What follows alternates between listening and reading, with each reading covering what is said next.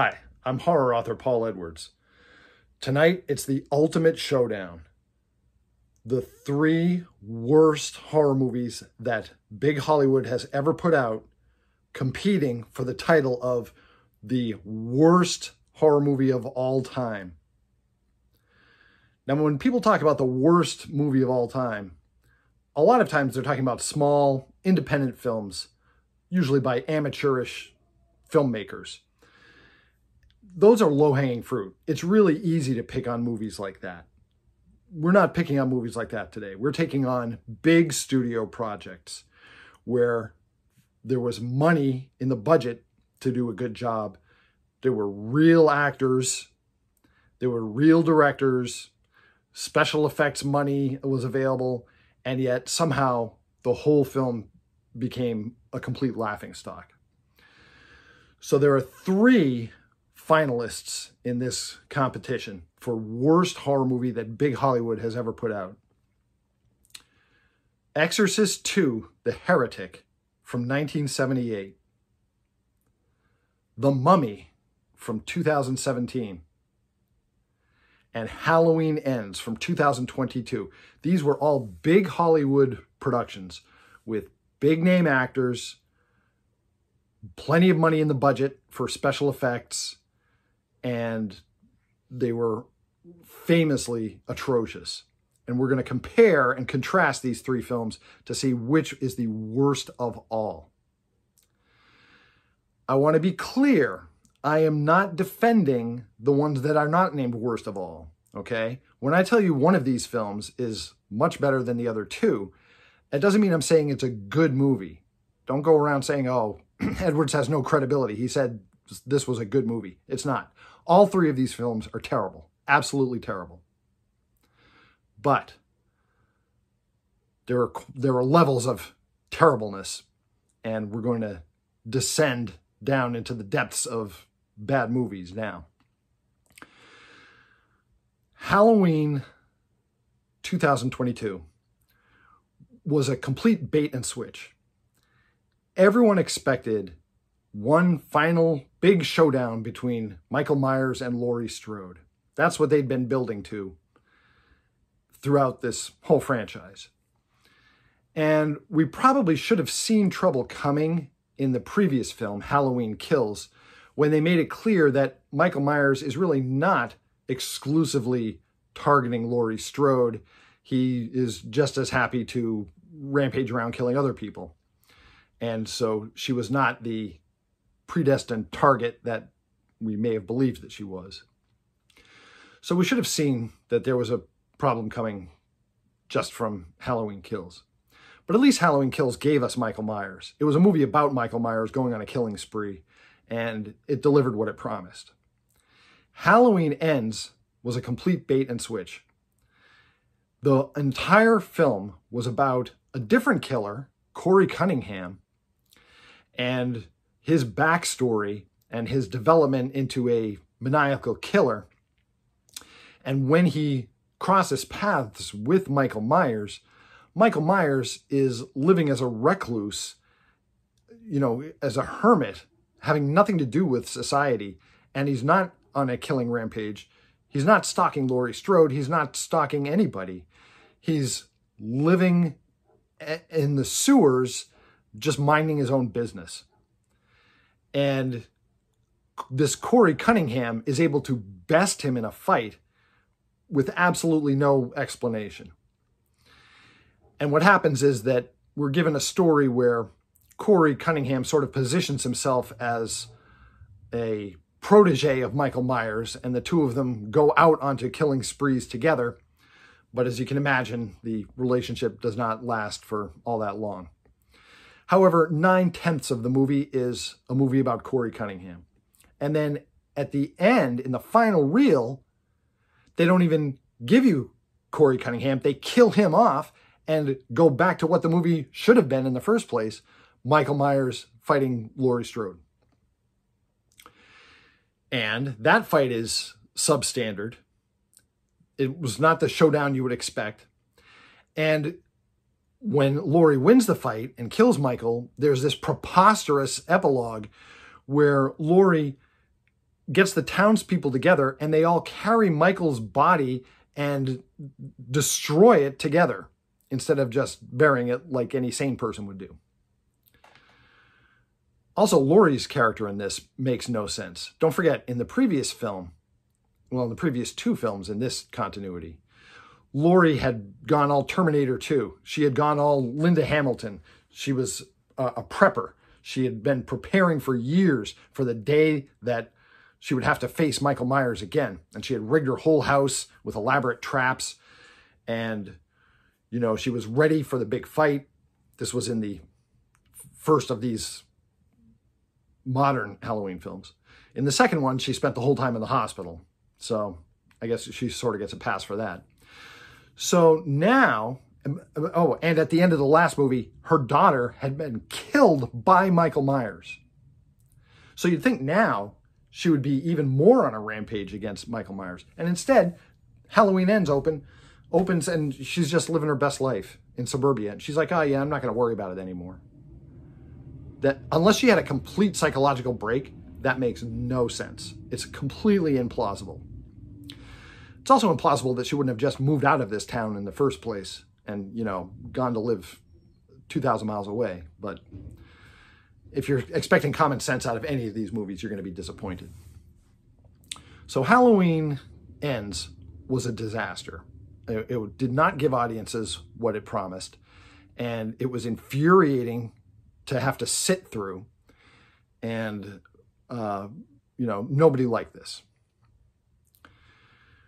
The Mummy 2017 was billed as the beginning of a new cinematic universe, the Universal Studios Dark Universe, where we were going to get modern versions of those great old Universal Studios monsters like Frankenstein, Dracula, the Invisible Man, and so forth. And they were going to start with this film. They made a point of including in The Mummy tons of material connected to other characters for hopefully future movies. They built up a whole thing with Dr. Jekyll and Mr. Hyde, where Dr. Jekyll was the leader of a monster hunting organization. And, you know, there was tons of material in here that was not related to the Mummy story so much as it was building up the groundwork for a big cinematic universe that they expected to complete. And of course, that never happened. This movie was such a bomb that they never went forward with any sequels or follow-ups. So The Mummy 2017 had plenty of good actors in it, including Tom Cruise. Tom Cruise is great. And it had plenty of money. You can't complain about the budget for the special effects. There was plenty of money in this film. And it moved along, you know, it didn't lag. Some of it was really derivative. The part where Tom Cruise's character's best friend keeps appearing to him as a talkative ghost sidekick that only he can hear is very derivative of An American Werewolf in London. But the fact that something is derivative by itself isn't always bad. I mean, horror is filled with tropes. The problem is that they didn't use what they had available to them for this story. What they did was they used what they had available to them to world build for future films. And if your current film is no good, then don't set your hopes on having any future films because you're not going to get them.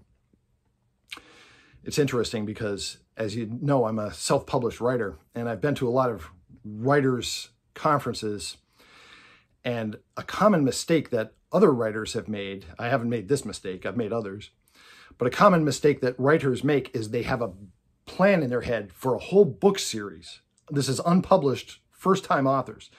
And they'll go in to pitch to an agent and they'll say, I have a plan for a 7-book series. Well, if your first book is no good, there's not going to be books 2 through 7. You have to pitch the first book. Your first book has to stand or fall all on its own. Just like Star Wars. Look at the Star Wars movies. The first Star Wars movie was great all on its own. If they'd never made another one, it was a complete story. And then they had follow-ups. That's fine. You can have as many sequels as you want. But each individual installment should be its own complete story. So what we had in The Mummy 2017 was an example of a studio biting off more than they could chew. They tried to set up a whole big cinematic universe that was going to compete with the very successful Marvel Cinematic Universe. And they certainly had big ambitions, but they didn't bother to make this current movie good enough to support any sequels or follow-ups. And so that was a complete wash. Exorcist 2, The Heretic, they were handed everything on a platter to make this movie. They were making a sequel to an extremely successful horror film from 1973, a movie that had been a cultural phenomenon. And they had plenty of talent in this film. They had Richard Burton, they had James Earl Jones, they had Max von Sydow. So you can't say that the film was bad because the actors were bad. They had plenty of good actors to do something with. And they had a budget for an effects, an array of effects in this film. We look at the effects in Exorcist 2 now and they look dated to us, but, this was almost 50 years ago. In 1978, these effects were impressive. They were goofy. They were absolutely goofy. When you're riding on the wings of a locust, that was pretty goofy. But they weren't poor effects. There was plenty poor with the movie. It was a convoluted mess. The story started about 6 different subplots that it never finished. It had a preposterous bit in it where there was a mind-reading machine where you could share your thoughts with another person by sitting across a table from each other and putting this weird gizmo in between you, and you could synchronize your thoughts. And in this way, you could go into the mind of the other person and experience what they were thinking or remembering, which is ridiculous science fiction nonsense. There was no science fiction in The Exorcist. I don't know why they thought they should introduce science fiction here. It would have been a simple matter to just rip off the first movie and just do another exorcism of another kid. That story writes itself. Instead, they went for this convoluted retcon where the fact that this poor girl, Reagan McNeil, had been possessed by the devil was not just a random occurrence. It turned out Reagan McNeil was a special healer, and the devil was targeting these special healer children all around the world, which there was no basis for in the first movie. And it was, completely added on in this as if it was something that was always true. Exorcist 2 was unwatchably confusing because they would start a subplot and never go anywhere with it. And next thing you know, they're starting a different subplot. And it was a mess. It was a complete mess. It was very hard to understand what was even happening in Exorcist 2. But it was even harder to care. These are our 3 contenders, okay? So let me tell you something. The Mummy 2017 was bad, really bad. But it was an Academy Award-winning Best Picture compared to the other 2. The Mummy 2017 bit off more than it could chew. And it tried too hard with the stuff setting up future movies and laying the groundwork for an ambitious cinematic universe that it hadn't earned the right to have. But it was a complete coherent story with a beginning, middle, and end. You understood what was happening as you were watching it. And, the character development was not great. It was a lot of action-oriented segments as opposed to character development segments. But the film was okay to look at visually. The action scenes that they did were fine. This film delivered what it promised. It just also promised other things for future movies that never happened. But you got to see the Mummy story, beginning, middle, and end. You can't say that about Halloween Ends because you were completely fooled by Halloween Ends because it wasn't a movie about Michael Myers. It was a movie about Corey Cunningham. So that's even worse than The Mummy 2017. However, it pains me to say it because I truly hate this movie, but it is conceivable that someone could enjoy the Corey Cunningham story, which does have a beginning, middle, and end to it. It's just inserted into what should have been a Michael Myers movie. So It's really bad. It's an infuriating bait and switch. But I have to admit that as much as I hate Halloween Ends, there was at least a cohesive story to Corey Cunningham. It just wasn't the story we were buying a ticket for. Exorcist 2 doesn't even give you that. Exorcist 2 is just a mishmash of half-realized ideas, most of which should have been discarded when they first set out to make the film, and a lot of which didn't work with each other. A lot of things in Exorcist 2 contradict the original Exorcist, like the idea that Father Merrin had been a heretic. He wasn't a heretic. What in the first movie gave you the idea that Father Merrin was a heretic? Nothing. Nothing. They just thought that up to put into this sequel. What in the first movie gave you the idea that Regan McNeil was some sort of a special healer? Nothing. The whole point in The Exorcist, the first one, was that this was an average all-American kid who the devil had picked to target and to possess. That was the horror of The Exorcist. Now we find out that's not even true.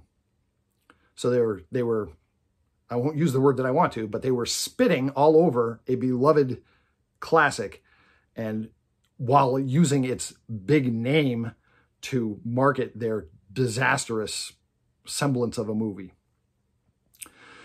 So as bad as The Mummy and Halloween Ends were, neither one of them is anywhere near as bad as Exorcist 2. I'm sorry. Exorcist 2, The Heretic, is absolutely the worst horror film that big Hollywood has ever put out. And that's saying a lot. Incidentally, have you noticed that whenever people talk about worst films ever made, they're almost always horror movies? Why is that? There are plenty of other genres where there are a lot of bad movies. Do you think there have been no bad romance movies? There absolutely have been bad romance movies. There have been bad musicals. There have been bad other kinds of films. Why is it always horror that ends up being categorized as among the worst? My guess is this. Horror is like heavy metal. When it's done well, it's really cool and it's amazing, but it's easy to do badly. And so there's a lot of bad material in the genre out there. Independent filmmakers think they can make a horror movie much more easily than they can make something that takes more of a budget, like, say, a science fiction movie or an action movie. So it's easy to see how they would be drawn to the horror genre.